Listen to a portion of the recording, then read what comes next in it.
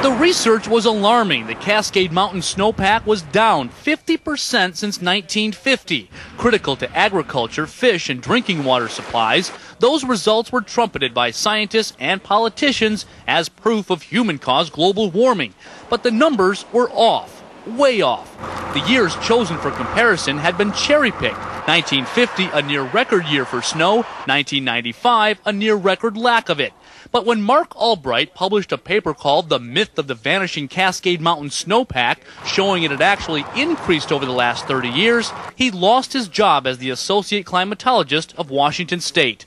I think the fear is that if we show cracks, if we show some of the weaknesses in the arguments, that somehow will empower the opposition, the side that does not believe in global warming. And I think that's wrong. State climatologist Philip Mote, who stripped Albright of his title, admits the 50% figure was wrong, but denies trying to silence dissent. He claims he canned his longtime assistant because Albright wouldn't agree to let Mote approve future research before publication.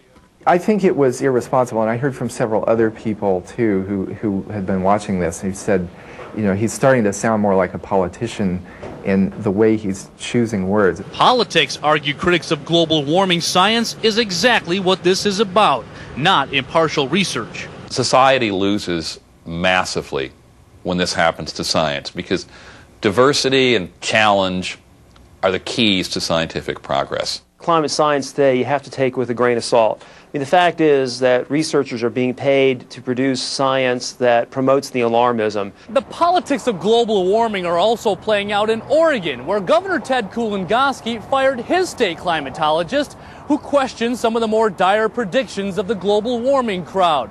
This apparent stifling of honest debate has some researchers concerned that it may be nearly impossible for non-scientists to get a clear picture on what, if anything, is really going on. In Seattle, Dan Springer, Fox News.